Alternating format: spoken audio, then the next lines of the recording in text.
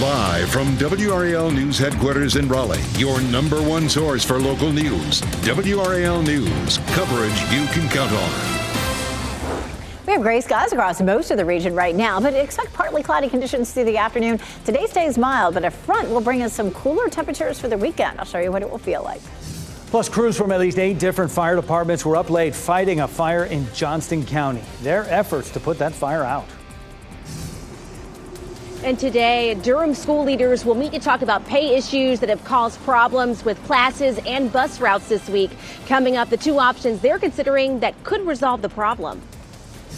And a rivalry will be renewed tomorrow night. It's the Battle of the Blues. What you need to know ahead of the big game. Whatever team you root for, it's always fun. It's always a good time. Oh, yeah. We'll get to that story coming up on your Groundhog Day. Thanks for joining us. I'm Michelle McConaughey. And I'm Jeff Hogan. Yeah, both teams have a reason to have a chip on their shoulder. So always keeps it lively. Exactly. Yeah. Well, Punxsutawney Phil revealed early spring, at least, if you want to believe his 40% accuracy rate. But Elizabeth Gardner is spot on always over in the WRAL Severe Weather Center. You guys are nice. Let's take a look at what's happening right now. We're looking at mostly cloudy skies, definitely some blue showing through here in Franklinton. As we get into the afternoon, we should see partly cloudy skies. So we'll see a mix of sun and clouds. And we're waiting on our local groundhogs, including Snurd over in Garner. Around lunchtime, Snurd will come out and take a peek. 43 degrees is our current temperature. So it's a milder start this morning. Our temperatures are at 39 in Clinton. It's 36 in Roxborough, but elsewhere we're seeing temperatures in the 40s this morning, which is about 5 to 15 degrees warmer than it was this time yesterday. We do have a cold front on the way. When the cold front sweeps through this afternoon, it will pick up the wind a bit. We'll see some gusts out of the north at about 20 miles per hour. And that is going to bring us some colder temperatures for the weekend. Of course, we're waiting to see whether our groundhogs see their shadow or not. It could go either way with partly cloudy skies. And of course, Punxsutawney Phil has already declared an early spring for folks in Pennsylvania. And I guarantee you that's exactly what they wanted to hear. Our temperatures are almost feeling like spring. We're going to see a lovely afternoon with highs in the low 60s. But we'll take a more scientific look at what we could see for the month of February coming up in just a bit. Brian? It's 8:02, Elizabeth, and we're just getting reports of a crash in downtown Apex at Salem Street at Center Street, working to get some details about that. Also watching that camera at 147 at Briggs Avenue near downtown Durham. There's a report of a minor crash on the northbound side of 147. That's here on the left side of your screen between Briggs and Alston. I'm not seeing any big delays on the camera or the sensors. About a 3-minute backup overall as you head out of the 885 area through downtown Durham. So we'll watch that, let you know if that changes. But right now, traffic is looking okay. And really throughout the rest of Durham, we're not picking up any big problems on 85 or I-40. Taking a look around Wake County, it's been fairly quiet here over the past few minutes. Still seeing some lingering delays on 440 westbound between 87 and Capitol Boulevard, and coming out of Wake Forest toward Capitol, or away from Wake Forest on southbound Capitol Boulevard. Some of the traffic that was backed up because of an earlier crash around Main Street now is working its way down toward Durant Road. So we're starting to see some congestion in that area, about a 3-minute delay overall. In Garner, watch for a minor crash on Timber Drive near US 70, but right now it's not causing any big problems as far as the sensors indicate. Crews were busy until 3:30 this morning fighting a fire in Johnston County. That fire started around 10 last night at a business near Dunn on Holly Grove Road. This is video from the WRAL Breaking News Tracker as firefighters say a shop on that property caught fire. No one was hurt. You can see here the pictures, though. The flames a firefighter on that scene sent us. Pretty strong flames there. At least 8 fire departments came to that scene to put the fire out, and we're working to learn what caused it. And today, a pay dispute that has led to protests in Durham schools could get some resolution. There is no sick out today as staff awaits the school board's decision. WRAL's Kelsey Coffey is in Durham this morning. And Kelsey, the board is weighing 2 different options to fix this problem. Today, the school board will be meeting here at DPS's Staff Development Center to talk about making a decision. This is the first time that the board will be meeting since last Thursday's packed discussion. Hundreds of employees showed up demanding answers about their pay. The board now has 2 options. Option 1 gives all staff at least a 4% raise, but people won't be paid for out-of-state or private practice experience. Option 2 includes an 11% raise. It also would restore the 2022-2023 salary steps. Under Option 2, some employees would still receive less money than they were told in January.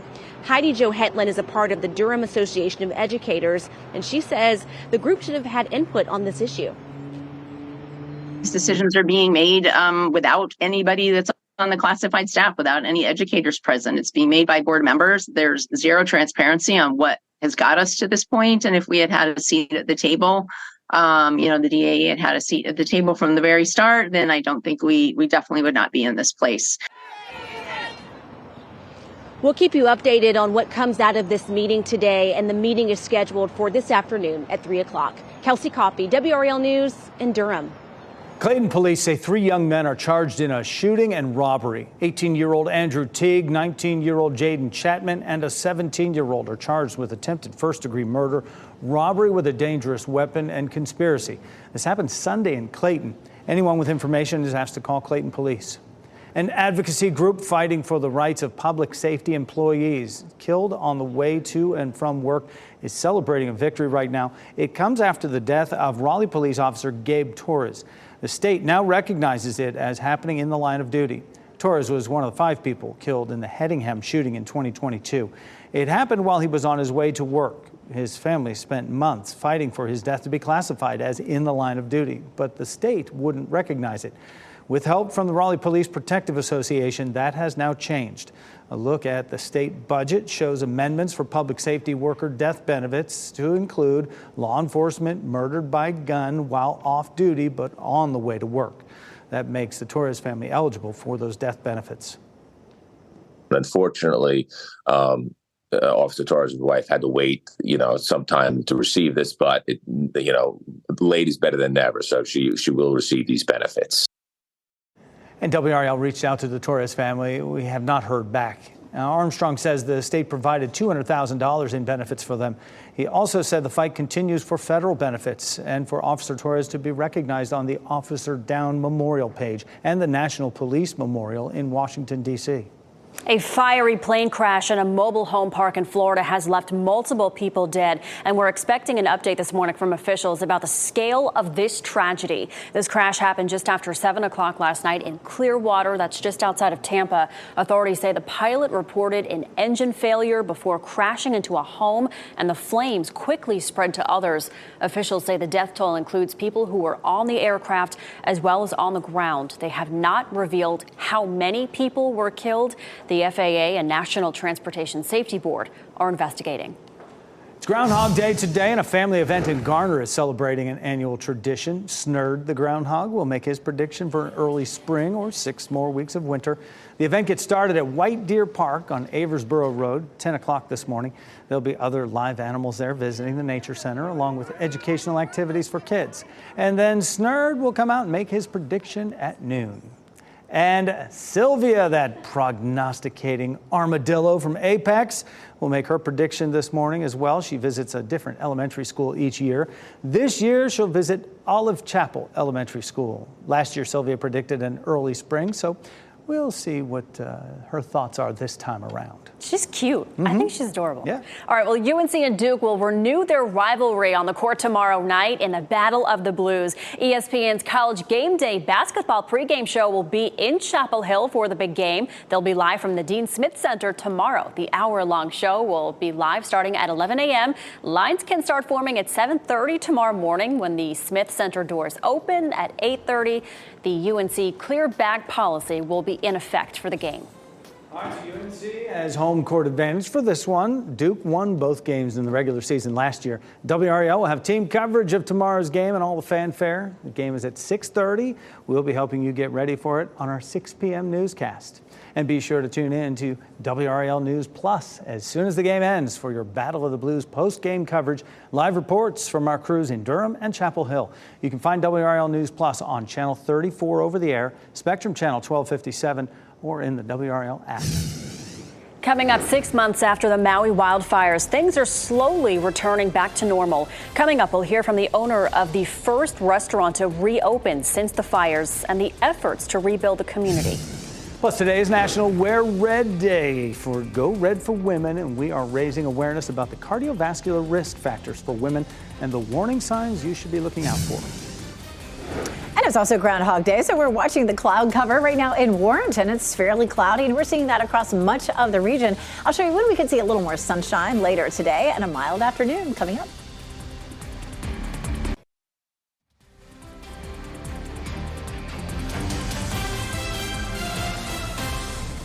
8:12 is the time right now. We give you this live look from our WRAL Live Cam Network, Chapel Hill, the Franklin Street intersection this morning. Some clouds still hanging around there, but they'll push off and give us some sunshine today as you watch WRAL News, available on YouTube TV and the WRAL app on your TV or streaming device.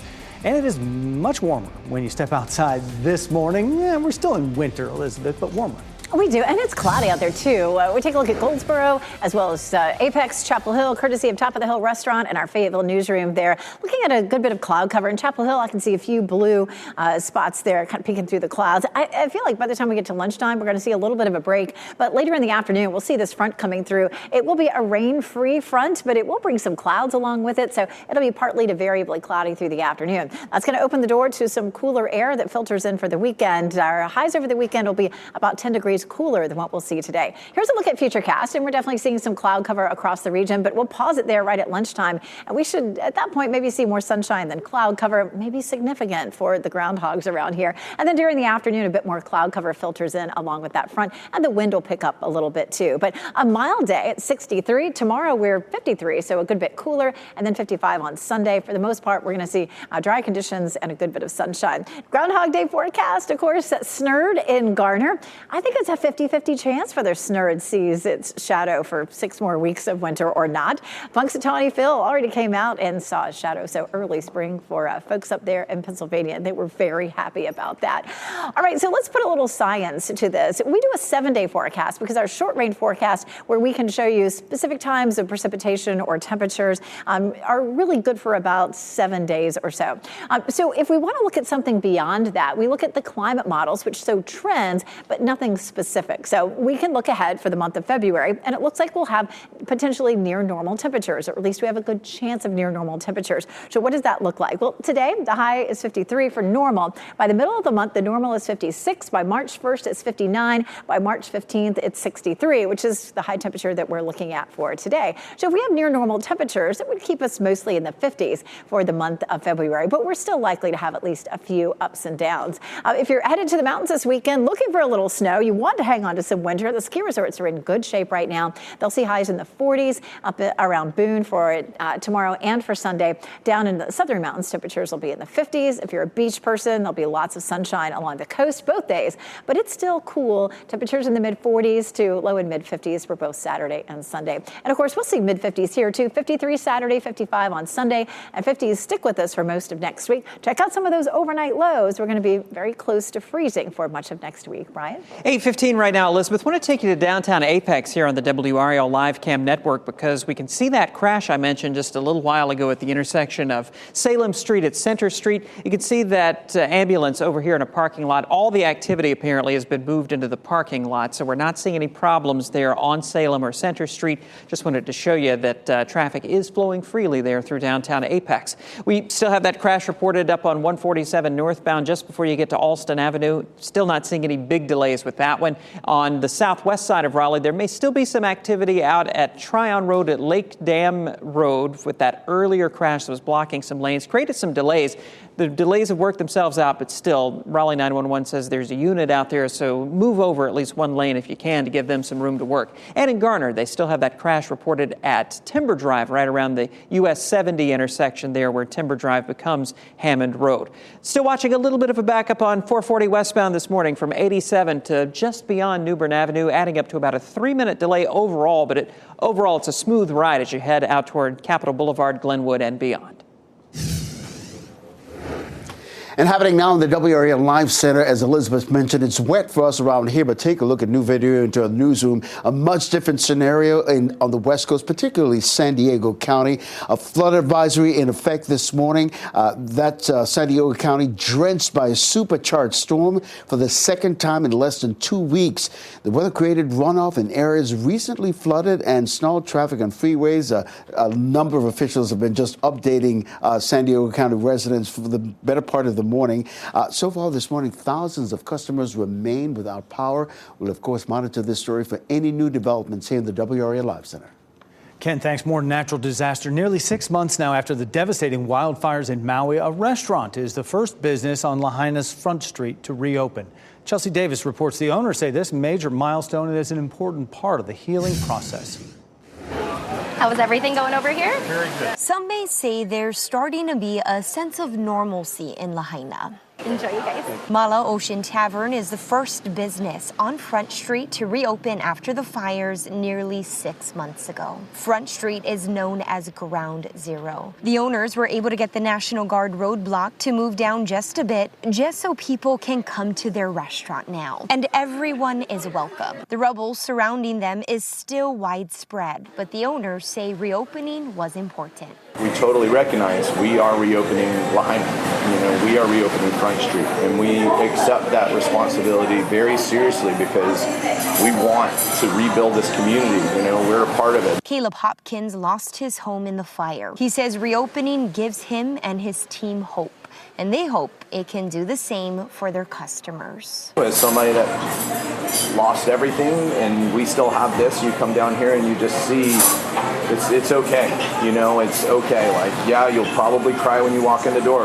We all did, but it really is part of the healing process. There's a sign when you enter the restaurant saying that they kindly ask their guests to refrain from asking staff members about the fires because all of them are personally affected. I know some people might not be ready to come down here, and that's totally fine. But there is a sense of coming in here and having a meal and feeling all of the great feelings you had. It's healing me, and hopefully it can heal others as well. They respectfully ask everyone to come down and support them and all the other local businesses in West Maui because they need it now more than ever.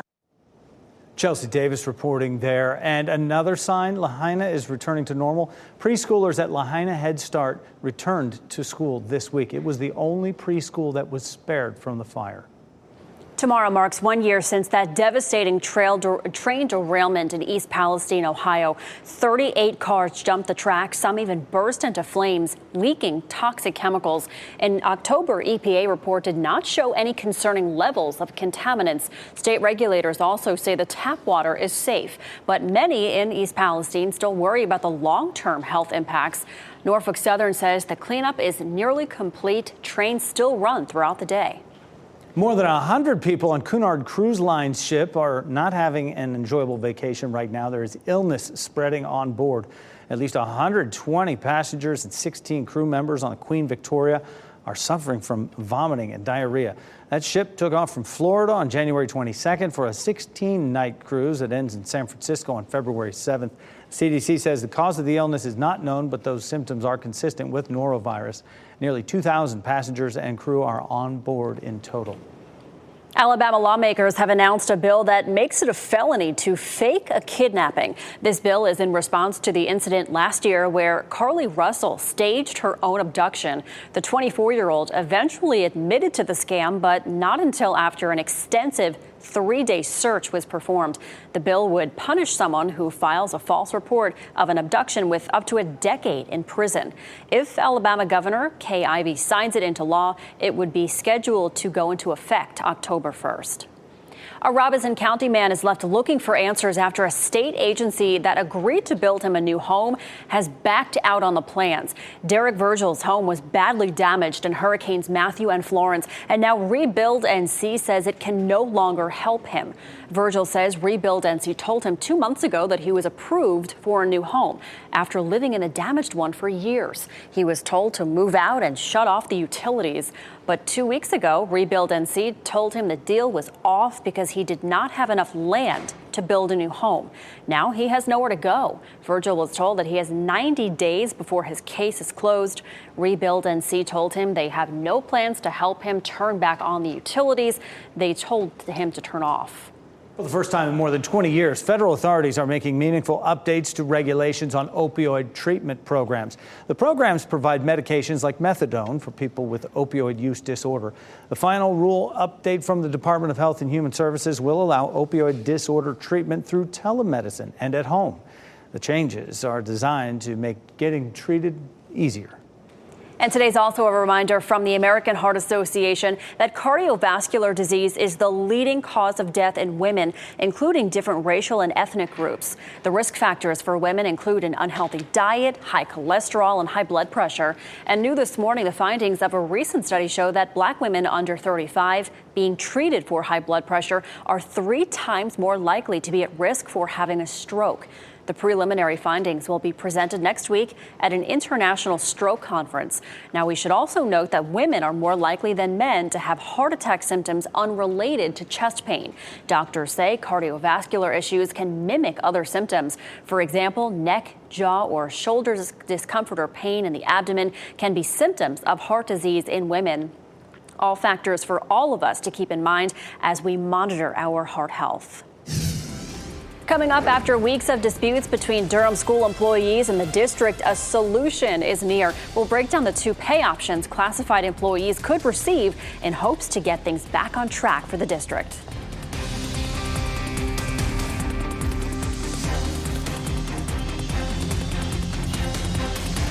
As you get into your car, tune to WRAL News Plus on your radio. In Raleigh on 99.3 FM. In Durham, 96.5 FM. And everywhere on 101.5 HD3. Good morning and happy Friday. Time now is 8:26. I'm Michelle McConaughey. Well, it looks like we'll see spring soon. Meteorologist Elizabeth Gardner in the WRAL Severe Weather Center. A lot of people, I think, excited about this. Yeah, Punxsutawney Phil did not see his shadow, so that means at least for folks up in Pennsylvania, potentially they have an early spring coming their way. 43 in Apex right now is 43 in Durham, 41 in Fayetteville. We're looking at cloudy skies right now. As you head out the door, temperatures are in the upper 30s to mid 40s, so it's cool, but it's not terribly cold out there right now. Walking the dog this afternoon is going to feel comfortable with temperatures in the low 60s, and this evening temperatures will be in the mid 50s. Around lunchtime, we'll see if we have enough sunshine to get a pass or not on winter. Brian? 827 Elizabeth, we're watching 440 westbound from New Bern Avenue out toward the Brentwood Road area. Our partners at Waze are reporting a crash out there. Not seeing anything on the camera and not seeing any big delays on the sensors right now. About a 4-minute backup overall from 87 out toward Capitol Boulevard. And then once you hit Capitol, it looks great heading toward Glenwood Avenue and Wade Avenue. On 147 northbound in downtown Durham, there's a report of a crash just before you get to Alston Avenue. Not seeing anything here on the camera. Our sensors are not indicating any big delays, just a 3-minute backup coming in from 885. Thanks, Brian. This afternoon, the Durham School Board will meet to find a solution to the pay dispute between staff and the district. There are 2 options on the table for the classified employees' future paychecks. We'll explain the specific pay options on Fox 50. That meeting starts at 3 o'clock today. And next on Fox 50, we'll also talk about what we know about the social media threat that caused Nash County schools to go under lockdown yesterday. And coming up next on Today, diving into the mob wife trend.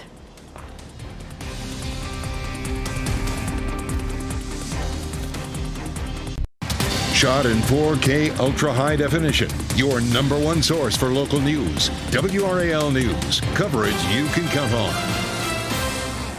Partly cloudy skies right now in Warrenton, but we're seeing some gray skies in parts of the viewing area. We'll walk through hour by hour and show you when we'll see the most sunshine and eventually some cooler temperatures arriving for the weekend coming up. Plus, the end of a weeks-long dispute over pay for Durham school employees could soon be over. The 2 salary options school leaders are considering and when they're expected to have an update.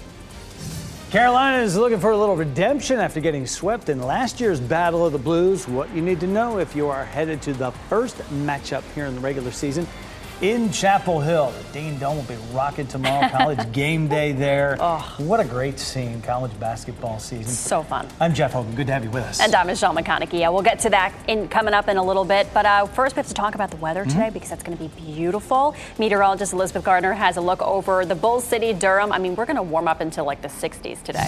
It is going to be a very pleasant afternoon for us, and we'll see partly cloudy skies. Right now, we're seeing a few holes in the clouds over Durham, but we would call that mostly cloudy. 43 degrees is our temperature temperature officially at RDU, and our wind is coming out of the southwest, and that's what's going to bump up our temperatures about 10 degrees above normal for today. It is 37 in Roxborough, but that's the only spot now in the 30s. We're looking at low to mid 40s in most places, and that's going to be around 5 to 15 degrees warmer than it was this time yesterday. We have a cold front that'll come through mid to late afternoon, and with that, the winds will be gusting up to 20 miles per hour. That's also going to usher in some colder temperatures for the weekend. It will really just bring us back to normal. Groundhog Day, there was lots of excitement this morning in Punxsutawney, Pennsylvania, when Phil did not see his shadow, so they're seeing an early spring. But we're waiting on Snurd this morning up to around lunchtime, and we'll see what Snurd sees. It could go either way. I mean, it's cloudy right now. We'll see if we see a few more breaks in the clouds by lunchtime. No matter what, it's a mild afternoon with temperatures in the low 60s, and we'll talk about what is normal for this time of year and how long we may see that for the month of February. Coming up, Brian. Of course, Elizabeth, you come out of the ground and see if you see your shadow. That's how you determine the forecast for the rest of the winter, right? Right. It is 8:31 as we take a look at traffic over on 440 at New Bern Avenue. We had a report of a crash between New Bern and Brentwood Road there on 440 westbound. Sensors and cameras, though, we're not showing any big problems. Still, I'm going to keep an eye on it. About a 3-minute delay showing up right now between 87 out toward New Bern Avenue. Also, as we take a look around the rest of the triangle, some good news. It looks like our major routes generally are in good shape in Wake, Durham, and Orange County.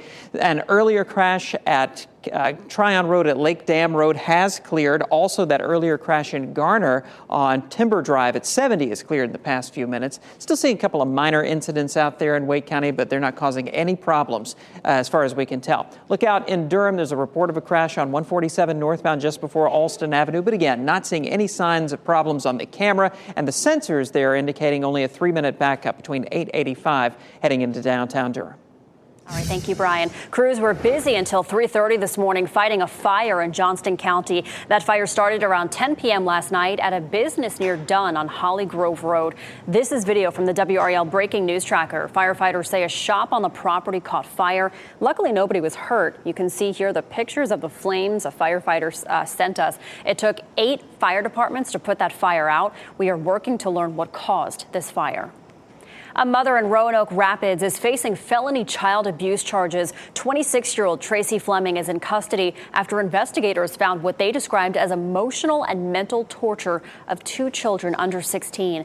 Police say the injuries were so severe that due to the age of the victims, no other details are being released. Fleming is being held in the Halifax County Detention Center with no bond.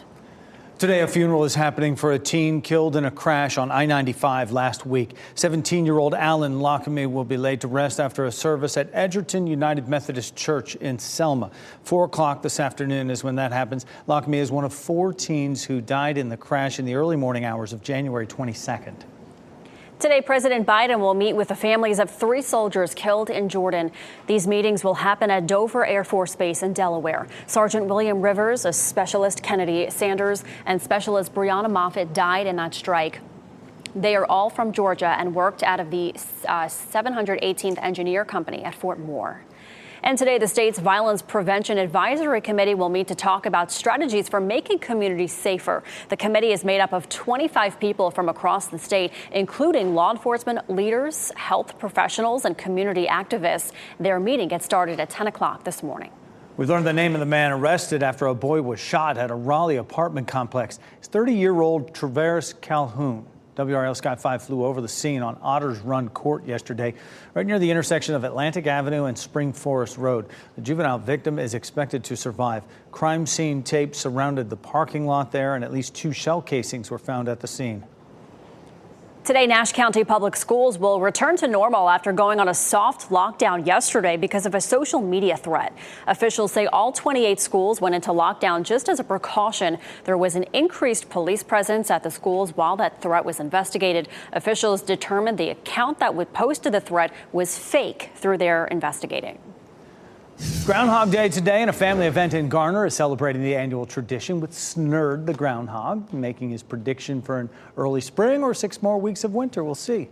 The event gets started at White Deer Park on Aversboro Road, 10 o'clock this morning. There'll be other live animals visiting the Nature Center there, along with educational activities for the kids. Snurd will then come out and make his prediction at noon. And Chapel Hill will be extra busy all day tomorrow. ESPN's College Game Day will be in town in the morning ahead of the Battle of the Blues that evening. Town officials are warning that traffic and parking is going to be really difficult tomorrow. The town is asking drivers just to be aware of increased pedestrian traffic and to give them the right of way. East Rosemary Street will be closed to through traffic. On-street parking will be unavailable on Franklin Street between Henderson and Church starting at 4. Any cars left in those spaces will be towed. And UNC looking for revenge after Duke won both games last year. WRAL will have team coverage of tomorrow's game and all the fanfare during and after the game. The game is at 6:30. We'll be helping you get ready for it on our 6 p.m. newscast. So be sure to tune in for WRAL News Plus as soon as the game ends for your Battle of the Blues post-game coverage with live reports from our crews in Durham and Chapel Hill. You can find WRAL News Plus on Channel 34 over the air, Spectrum Channel 1257, or the WRAL app. We are days away from the big game. One woman gearing up to watch it in a very special way. Just ahead, how she is going to the big game for free and spending the night in Allegiant Stadium. Plus, it was supposed to be a special moment captured by a friend, but an unsuspecting crasher stole the show. Coming up, how this couple's best friend missed the biggest moment of their lives. I love that. All right, and we are going to take you to a camera to show you White Lake. Here you go. Beautiful. A little cloudy out there, but we're gearing up for a gorgeous day. Meteorologist Elizabeth Gardner has your forecast next.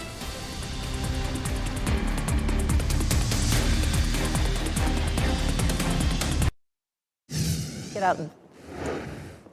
It's 8:40 right now, and we do have a little bit of blue sky trying to peek out here in Durham, but a good bit of cloud cover across our region right now. It looks like we might clear out a bit around lunchtime, and then a cold front comes through this evening or late afternoon, and we may see more clouds at that point. 43 is our current temperature. We're on our way into the low 60s. That's going to be about 10 degrees above normal for this time of year, so enjoy it, even though we may not see bright sunshine all day long. The temperatures should be on the mild side. We take a look at Futurecast. We're seeing a lot of cloud cover from Durham and Raleigh southward right now. Notice how that slides southward between now and lunchtime. And at lunchtime, Futurecast is showing a good bit of sunshine. But then we have the front that'll come through. And behind that front, we'll see some cloud cover, especially from Raleigh eastward. There's 5 o'clock. So we're going to see the clouds coming and going. And of course, it is Groundhog Day. And we're waiting to see what Snerd and Garner has to say about the rest of the winter.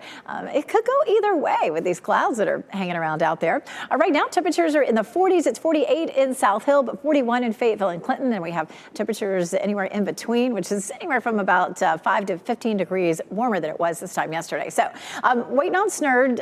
They start the festivities there in Garner at 10, but I think that Snerd comes out closer to lunchtime. So we'll be watching for that and see what happens. Punxsutawney, Pennsylvania was very happy to see that Phil did not see his shadow. So they're looking at an early spring or something like that.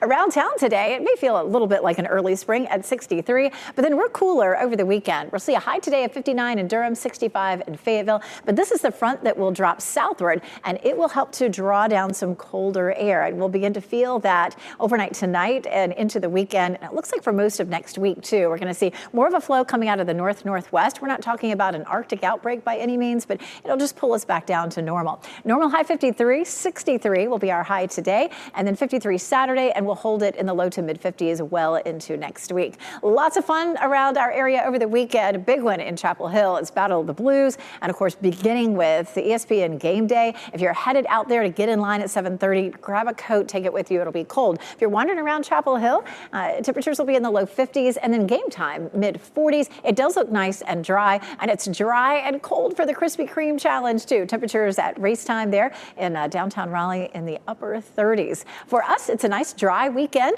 and we're looking at near normal temperatures for the bulk of this coming week. Check out some of those morning lows, though. We're near freezing almost every morning this weekend and early next week. Thanks, Elizabeth. After nearly 2 weeks of protests in Durham schools, employees could get a resolution to their pay dispute today. They're not planning a sick out today as they wait for the school board's decision. And WRAL's Kelsey Coffey shares the details of potential solutions school leaders are considering. Today, the school board will be meeting here at DPS's Staff Development Center to talk about making a decision. This is the first time that the board will be meeting since last Thursday's packed discussion. Hundreds of employees showed up demanding answers about their pay. The board now has two options. Option one gives all staff at least a 4% raise, but people won't be paid for out-of-state or private practice experience. Option 2 includes an 11% raise. It also would restore the 2022-2023 salary steps. Under Option 2, some employees would still receive less money than they were told in January. Heidi Jo Hetland is a part of the Durham Association of Educators, and she says the group should have had input on this issue. These decisions are being made without anybody that's on the classified staff, without any educators present. It's being made by board members. There's zero transparency on what has got us to this point. And if we had had a seat at the table, the DA had a seat at the table from the very start, then I don't think we definitely would not be in this place. We'll keep you updated on what comes out of this meeting today, and the meeting is scheduled for this afternoon at 3 o'clock. Kelsey Coffey, WRAL News in Durham. And happening now in the WRAL Live Center, the trial of Jennifer Crumbley is set to resume this morning in Pontiac, Michigan. There's a live look inside that courtroom this morning. The Michigan mother is on trial for a mass shooting carried out by her son, Ethan Crumbley. When she took the stand yesterday, she told the court back in 2021 she had no idea her then 15-year-old son, Ethan, was struggling with his mental health and planning a murderous rampage at Oxford High School. 4 students died in that shooting. Ethan Crumbley's father is set to go on trial separately.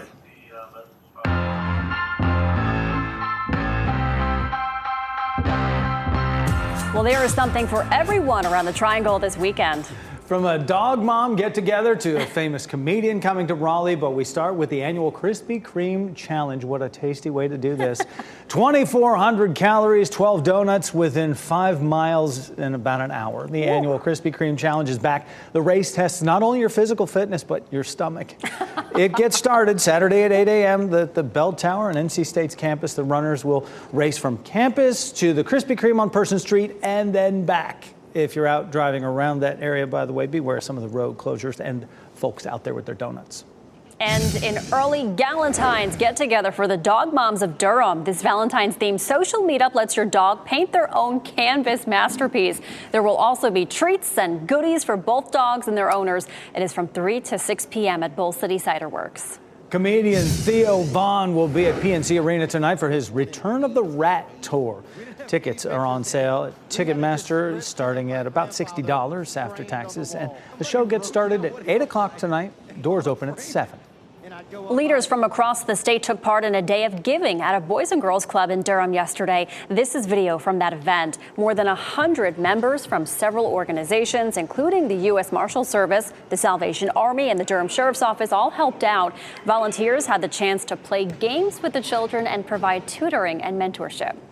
Many North Carolinians outside of Warren County may not have heard of Soul City. Back in the early 1970s, it was one of 14 so-called new towns started under a federally funded program.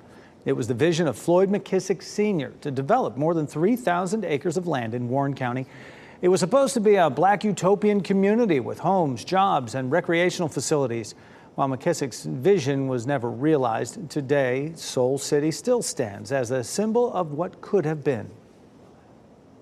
Wonderful city, brought together people of different races, allowed opportunities regardless of your background to excel, to be a part of a vibrant community.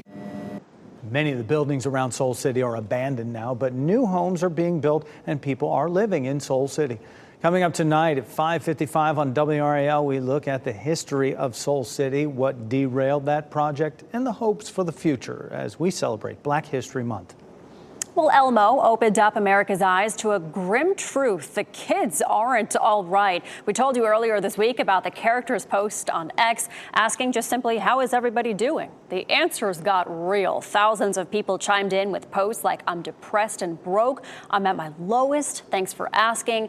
And speaking with CNN, the people behind Elmo say this is a reminder to check in with your friends. Elmo didn't realize that when you ask someone how they're doing, you have to be ready because maybe someone's not doing well or maybe somebody is. But it's an important question to ask, and Elmo's learned a lot about that.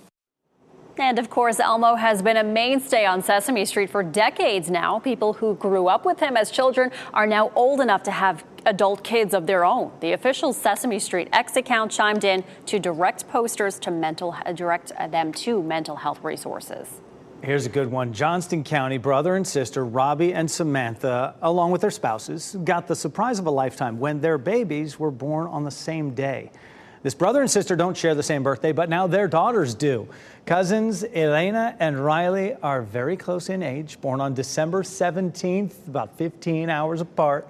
Riley was born at 12:40 a.m. Elena was born just before 3 in the afternoon that day. The families even got placed in recovery rooms right across the hall from each other at Wakebed North. In the hospital, we were lucky enough to be on rooms like across from each other in recovery.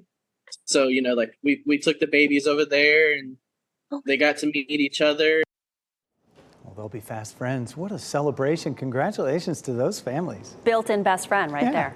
All right, well, fans of the Netflix's hit series The Crown can now take home a piece of the show. Several props and costumes from the Netflix series are up for auction in London. There's plenty of items to choose from, including a gold stagecoach, the replica of Princess Diana's revenge dress, and even the set for their Downing Street home.